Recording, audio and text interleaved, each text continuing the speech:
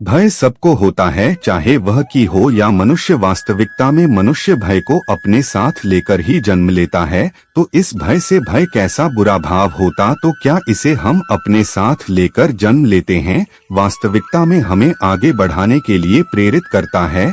अब देखिए, जीवन जीने का है, आपसे स्वयं की सुरक्षा करवाने का प्रयास करता है। अपमान का भय सदाचार की ओर बढ़ता है। किसी प्रिय को खो देने का भय उसके लिए कर्तव्य पालन करने की प्रेरित करता है। किंतु यह मैं बुरा तब हो जाता है जब आप इसे अपने ऊपर हावी होने देते हैं। इसके लिए कुछ यदि इस भय को उपयोग में लाना है, आपको स्वयं इसमें के ऊपर हावी हो जाना पड़ेगा। तो तोड़ दीजिए भय की सीमाएं, आत्मा को छोड़कर किसी और के समक्ष सहमत चुका है। और स्मरण रखें, जब अंधकार से डरना छोड़ दोगे तभी दीपक बनकर प्रकाश दे पाओगे। श्री कृष्ण कहते हैं, जिनके अंदर डर स्वाभाविक, उनको अपने दिमाग और मन को एक बात समझनी होगी, अगर मुझे अच्छी जिंदगी जीनी है तो मुझे इस डर को जीतना होगा। और इसके लिए मुझे योजना पूर्वक एक के बाद एक कदम उठाने पड़ेंगे। खुद को यकीन दिलाना ही होगा कि वक्त रहते ही खुद को बदलना पड़ेगा। अगर हम नहीं बदले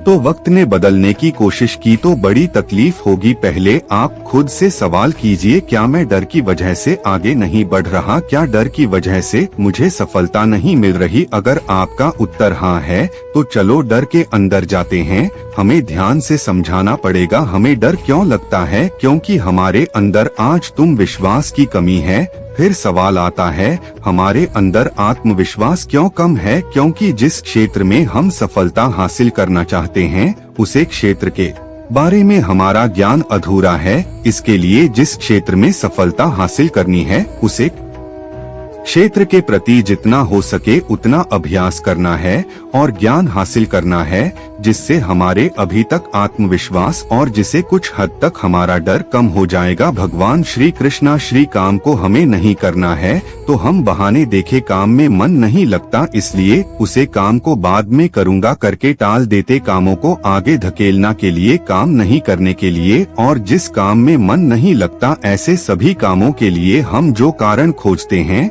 उसे बहन देना। बहुत सारे असफल लोग बहाने देते मिलेंगे, लेकिन उनको पता ही नहीं है बहनों से उनका कितना बड़ा नुकसान हो रहा है। ध्यान से समझना, जब हम दूसरों को बहाना देते हैं तो हम खुद को ही सफल होने से रोक रहे होते, अपने दिमाग को अपने खुद की प्रगति पर काम करने से रोक रहे होते हैं। हम अपने दिमाग को निष्क्रिय बनाते हैं। हम दिमाग को ऐसा क्यों हमारे खिलाफ काम करें? जितना ज्यादा हम बहाना देंगे उतना ही हमारे मन को खुद के खिलाफ काम करने को मजबूर कर देते हैं। इसका परिणाम यह होगा कि आप अपने ही कामों से दूर भागोगे, जिम्मेदारी से दूर, काम में मन नहीं लगेगा, जीवन में उत्साह कम होगा, जीवन में सही निर्णय लेने में देर हो जाएगी। और फिर आप सोचेंगे, यह सब मेरे साथ ही क्यों हो रहा है? यह सब आपके साथ इसलिए हो रहा है क्योंकि आप नहीं बहाने देकर अपने मन और दिमाग को कुछ नहीं करने की आदत डाली है। भगवान श्री कृष्ण कहते हैं, मनुष्य का स्वभाव है कामना संग्रह करना, फिर चाहे धन हो, संबंध हो या पसंद। परंतु क्या आपने कभी सोचा है, संग्रह करने की प्रवृत्ति मनुष्य में क्यों डाले संग्रहित होते हैं? क्यों? इसलिए ताकि वृक्ष से स्वयं खा सके, बल्कि इसलिए ताकि वह भूखे जीवन में बांटा जा सके। अब आप पूछेंगे,